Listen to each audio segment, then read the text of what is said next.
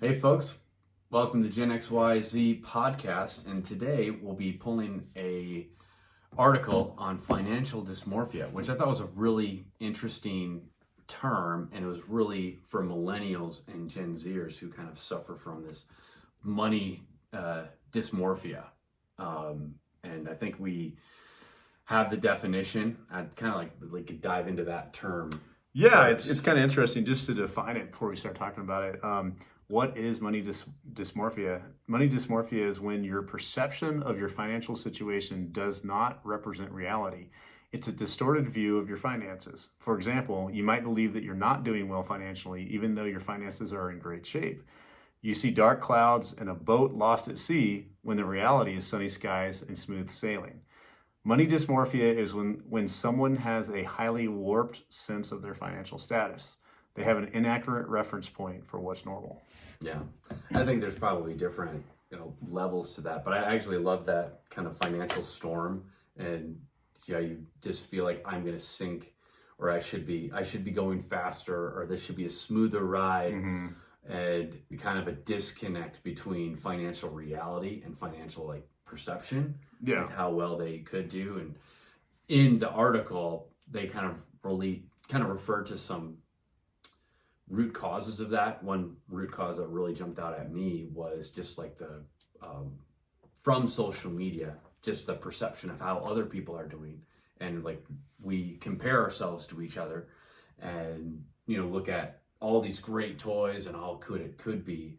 And it can be very frustrating, obviously, if you're like, I look at my bank account, all the stuff that I want to do, and I'm like, shoot, I just it makes me feel like, man, I'm like, why am I not able to really secure the things that I think I deserve? But I think I really need to check that, because it also said the fix for that was, okay, maintaining appropriate perspective. And I think with the art, that did a great job of describing is, thinking like it's a lot worse than it actually is. Yeah. So what were you saying before? Was it you thought the main cause of financial dysmorphia? Yeah, I mean, because I think people don't realize like how much finances are really behavioral. Yeah, that's right. Yeah, we were talking about that earlier. Yeah, and your perception, you can really kind of that perception can really get out of control. Well, so yeah, and that's Dave Ramsey always talks about that. Like finances, it is behavioral. Money management is behavioral management. Like, I mean, you're the one that's clicking buy on Amazon. Getting that dopamine hit by ordering something, and you're the one who knows that you shouldn't go out to eat, but you do anyway, or you put things on credit cards. I mean, we all have these things, but so I see that. Yes, you're correct. I think you're totally right in that it's a behavioral issue, but at the same time, then I look at that and I go, let's go a little bit deeper. Like, why is this behavior manifesting? Why are people acting this way? And I think to really get to the core of the issue, it's that people are comparing themselves to other people, and they're comparing themselves to these really extreme, oftentimes fake, oftentimes total bullshit lives that are on social media, that are on Instagram and TikTok, and people are looking at those and they're comparing themselves, and they're just constantly inundated with these things on social media. They're showing people on yachts and boats, and what they're doing in the core problem is they're saying, this person is better off than me. They're more worthwhile than me. I have less, and therefore I am less. Yeah. And I think if we address that with people, that the behavior would go away. So it's amazing how great the advertising works. I mean, because it's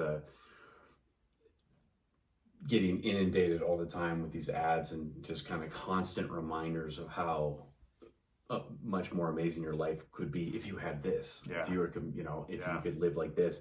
And it's really like the distortion of reality is like, how many people are flying around in private jets and private yachts, and it's a very small percentage. But even like locally, looking at all the toys and stuff that I want to get, being frustrated that I'm like, I've been on like a cash program because I get out of control with all these hobbies, and it's so painful to do it that way, because you're like, it's like delayed gratification. I think that's It is painful, but it's also tenets of that behavioral. it's rewarding though too. For sure. When you don't make that purchase, when you don't go out to eat, when you have food at home and you go ahead and make a meal instead of going out to eat, you do those behaviors. It feels really good because you feel like you have control of your life. You have control of your finances. You have control of your life. So it's really rewarding. It's a good habit to get into. I love paying off debt. I love saving. I love having a big buffer every month for disposable income for spending, and so that I never have to use a credit card or anything like that. That feels amazing. Now, because when we looked at this article and I kind of sent it to you, you were like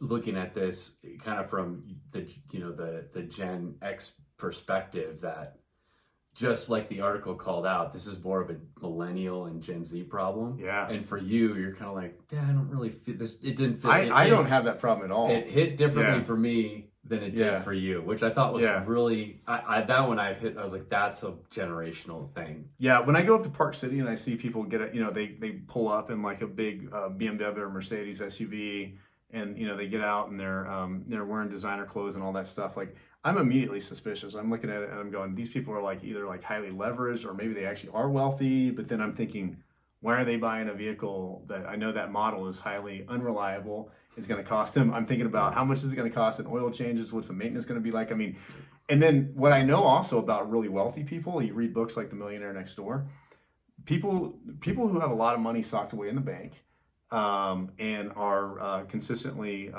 investing and growing their money. They don't normally look rich. They're the person with a modest house. Especially the older generation, you're constantly stories like this. But I think like you growing up, it was more a culture of saving, and yes, it is more common than I feel like I can't believe how many Gen Z folks and millennial folks that just. They don't have a habit of saving. They just spend everything. Yeah, and everything that comes into their bank account, they just spend it. And I think that's what you were saying is like, so your generation, and Gavin's generation, because you grew up with social media, right? It was just always in your face. And credit is, I think, more available, and there's just more stuff to spend your money on. Yeah.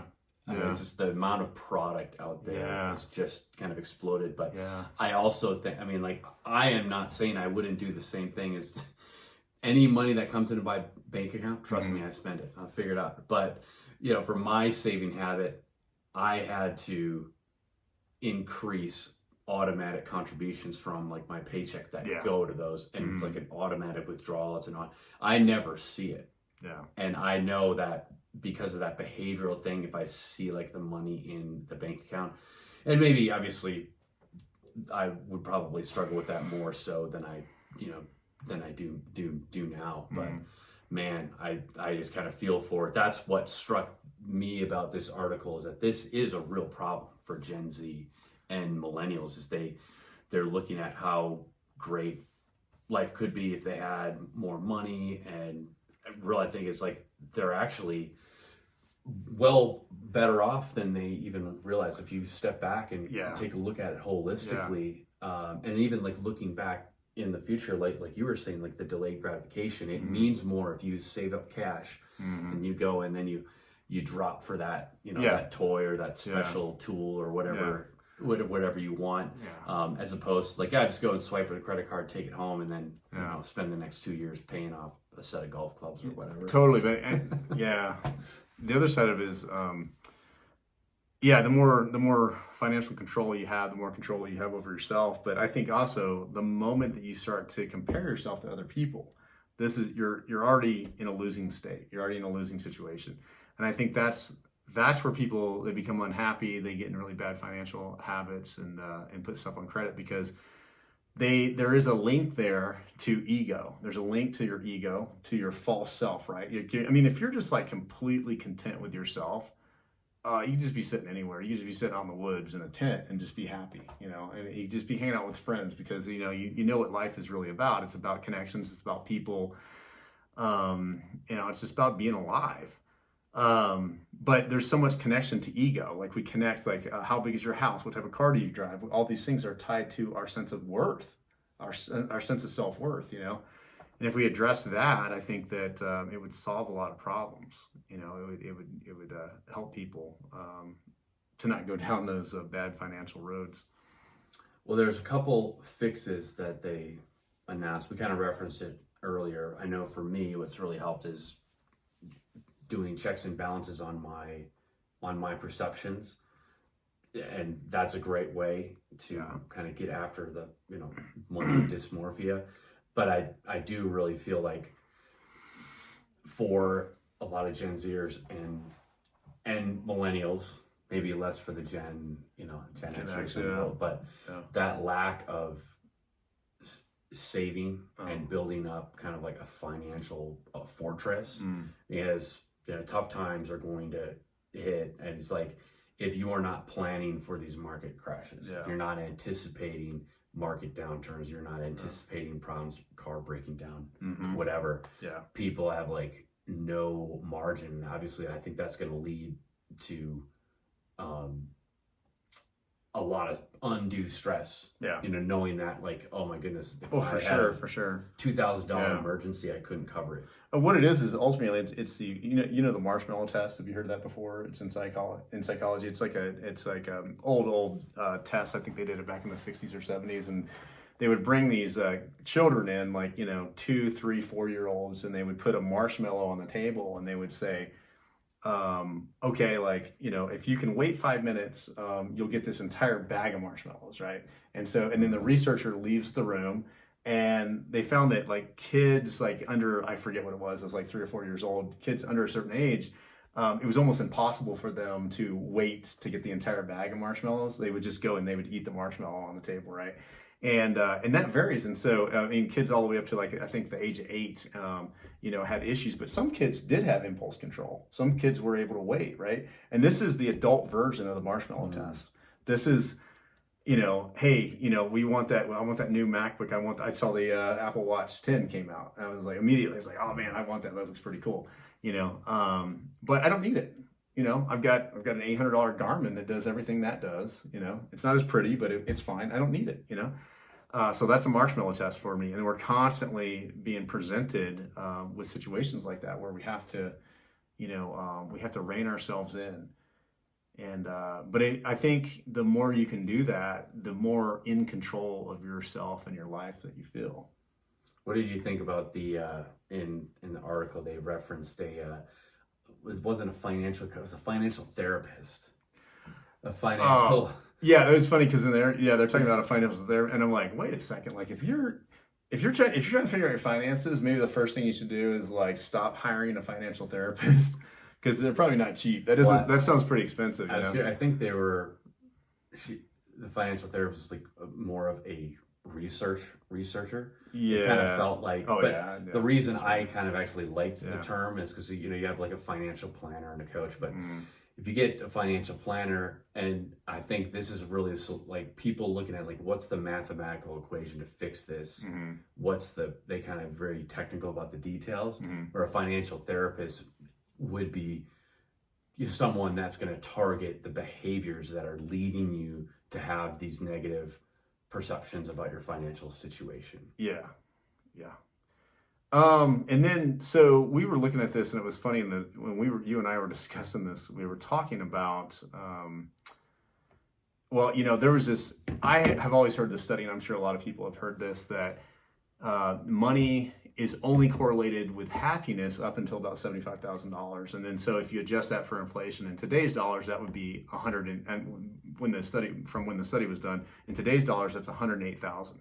So there's a really famous study, which is like the middle class kind of. Yeah, the start of the middle class. It's crazy. So there's this study. Probably, I think it's the most well-known study that studied happiness correlated to income.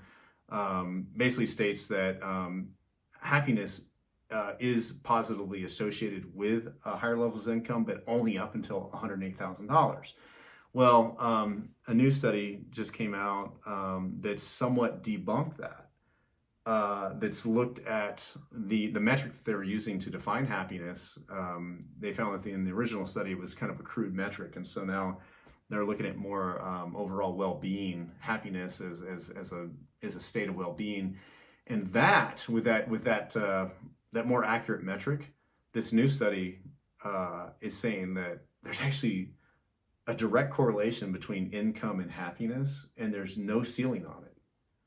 So if you're making 200,000 a K a year, you're going to be a lot happier than if you're making 100K. So that's a little bit disturbing to me, because like that sort of research indicates that there is a strong drive for us to make a lot of money and chase it, right? But it's almost unfortunate to me that, you know what I mean? Location would have a lot to do with it. I mean, 200K per year would actually go a long way in the central Nebraska, but not so much San Francisco. Yeah. But I like the fact that, let's go really wide on it. America can be a great place if you have money, but if you are below the poverty line, this is a ruthless. Oh, totally. place. Yeah. And I think and both studies found that too. Both studies found that because just basic needs, Maslow's hierarchy of needs, safety, food, provisions, all those things. So up to a certain amount, like you need those things. If you don't have those, you're really in survival mode, So if you're making 108,000, or below that, and I don't know what you'd say, but I don't know what the poverty line is now, but I think you get under 50K in the United States, and you're like, it's expensive to live in the U.S. now. Yeah, the average median income for Utah when I first moved here was like 60,000. Yeah, 55,000 in 2020 is when I moved here. I remember I looked it up. 55,000. I was like, whoa. Yeah, that's actually right about, not the poverty line. I think it was 35,000. Yeah. Oh, that was household income too. So you have families living at that. So which is like, it's not uncommon. A lot of stress, but yeah. That I've actually been thinking as we've gone through this discussion, there is an element of mentorship with this discussion that's able to because I do know that people are really struggling and really, even admitting myself, like this money dysmorphia is a real deal. Like I read the article, I feel this, and there's a certain level of comfort that we've become accustomed to that is great if you look at being thankful for having a vehicle, having a home, having these things taken care of, but there's a certain level of discomfort that I think also builds strength, builds character. So if you have a little bit of grit with it, and I think it's almost okay to dysmorphia, there would be extreme degrees where I think that perception, keeping it in check, but also to tell hey, financial struggle is going to, there's so many countless stories of people who've been successful who had to overcome that, but they never gave up. They always pressed forward. They had it's what separated them? Were they so much better, smarter, well-funded than everyone else? Yeah. It's just it's such a competitive, thing with the money. And when you're I obviously be very competitive. People surprised to hear that, I know. But I will be really hard on myself because I'll be thinking I should be further on. I should be more successful than I am right now. Gotcha. And there's an element though there that I think is kind of it's still a drive. It's okay, there's a grit. I need to figure out why I haven't broken through in these areas. Yeah. And it's this survival instinct. And I think people the theme for me in this whole podcast is we are a lot stronger than we think we are. And not saying we're making up money dysmorphia. I talked to someone earlier today and they were thinking that's a made up term, and I was well, I actually don't agree. I don't think it's a made up term. I think it actually is something a lot of people deal with. There might be certain elements where it's self fabricated, you kind of you're building up this disaster in your mind. So you're I don't, I want this new, I want this new couch or this new whatever, and I can't have it. And so there, I think some of that is maybe self-fabricated, and to be honest with yourself and look at that, okay, yeah, but like you nailed it on the head before, the long-term rewards of like you were patient, you persevered, and you paid cash with that. So I just want to say that to one, encourage myself, coach myself to this, but also mentor, coach, train the audience. First looking at it, like this from a survival perspective, like you're actually a lot stronger, probably even a lot better situation than you think. Like in the moment, it can feel like this is like a massive storm. This storm is going to wreck the boat, but sticking to that, mindset, that grit to be like, I'm going to weather this storm. And you kind of look back at him like, those waves that I thought were going to crush me.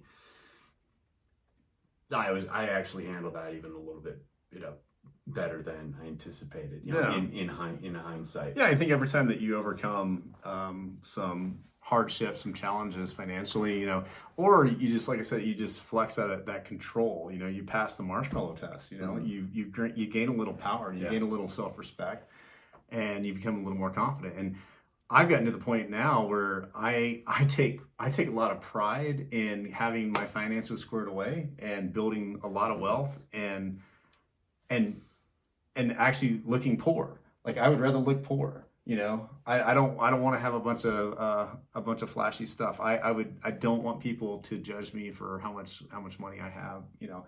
That being said, I am working my business and trying to learn business as systems of profit and continue to grow different types of businesses. Because I want to make money, because I recognize that it opens up opportunities. It makes life better. But these jeans I'm wearing, I've had these jeans for like 17 years, and it's my only pair of jeans. Yeah. You know what I mean? Kids will pay top dollar for that at the thrift store. I hope you know. You know what I mean? It's those are in style. It's my only pair of jeans, and it's like, I would rather have no debt or very little debt, and just max out my 401k, max out my RA, and just stack money. Stack money. It actually just kind of clicked for me. It actually goes back to one of the papers we were writing on fighting resisting the resignation. And resignation being, remember, we're like talking to Gavin, my young cousin, is a Gen Zer, and a lot of this, like this money dysmorphia, or this like view of the future, like, it's just never going to get any better. Looking at the current situation, thinking like, this is just, it's not going to ever, I'm never going to reach my goals. I'm never going to, which is a form of resignation. It's looking at the situation and not feeling like you're empowered to fix it. So I think I'm just kind of ranting on that for a little bit. So we need to, that is interesting, because something I was trying to tie out in the paper. Yeah, because that's the same thing. I keep hearing that a lot lately, where they're saying that Gen Zers in particular are, what's Gavin? He's Gen Zer? Mm-hmm. Yeah, Gen Zer, Gen Zers are really averse to struggle and hardship. They're saying that they're leaving the nest, they're staying at home later. I just heard a stat that between the ages of 16 and 20, they have the lowest number of drivers of licensed drivers between that age range, right, in history. Yeah, less people are pulling up a driver's license. Kids aren't wanting to get their driver's license, so there's this delayed effect. So they're not going out, they're not facing the world, in the same ways that we did. Yeah. And you do have to wonder if that's it does feel a little bit like there's a bit of a coddled culture there, compared to, and especially, like, I would say my generation was coddled compared to the boomers, man, that went through World War II and stuff, right? They didn't even have seatbelts for kids back then. Yeah, right? Yeah. They were like kicking them out. They were like, you're 15. Like, okay, here's a gun. Go to war, It's like... Storm the beaches of Normandy at 17 years old. Yeah, it feels like... I don't want to disparage them, but also at the same time, a lot of the what Bill Maher calls the more woke narratives. I think there's been this softening in American culture, and there's been a lot of good that's come out of that, but maybe there's some negative consequences as well. We need to kind of come back around. We've been living in relatively, good times, which Yeah. is, if you look at World War II, it was a very tough time, but it created really tough people. Yeah. Great Depression Yeah. really built in a deep framework, like, that built up a lot of resiliency and that like human code and that experience, that generation going through that, waiting in line. They had to wait in line for bread. Correct. It was just kind of, wild. And, we're pretty thankful, which does, it's kind of like that resiliency. How do you, build that? If you don't have some, if you don't think you go through a war or go through massive storms to build that resiliency, how else do you build it? Which I think is, I think one of my personal goals in this podcast and writing is to provide a form of mentorship, for people that would want to seek it out. Yeah. Also, these younger generations, I mean, if you're constantly exposed to like just quick hits of dopamine, TikTok videos and Dopamine chasing. Yeah, dopamine chasing. And so they're just training their brains to not have struggle, to not have to really work hard, to get that dopamine. And not to say that, I mean, there's some amazing, Gavin's a good example. I mean, he's got an advanced degree and he works hard and, he doesn't seem to be unaffected by that. But, maybe that's, I'm just throwing it out there. Maybe that's one of the core causes of what we're seeing there. If this tying into this financial dysmorphia, who knows? Yeah. I don't know. Absolutely. Yeah. Well, don't give up, folks. Yeah. Go buy a Prius. From 2003. I think that's when Priuses came out. So I was no lad looking at one to save money. Well, they said Bezos drove a Honda Accord up until what, 2011, 2012. He was they said he was a billionaire when he was still driving a Honda Accord. So I think Warren Buffett was driving a Camry. Yeah, and Warren Buffett supposedly still lives in the same house he bought in like 1958. In Omaha, Nebraska. Yeah, in Omaha, Nebraska.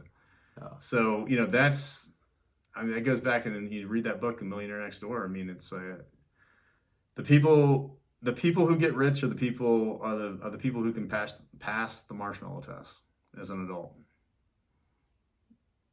So, that's it. All right. Yeah, don't eat the marshmallow. All right, cheers, everyone. See you in the next one. Cheers.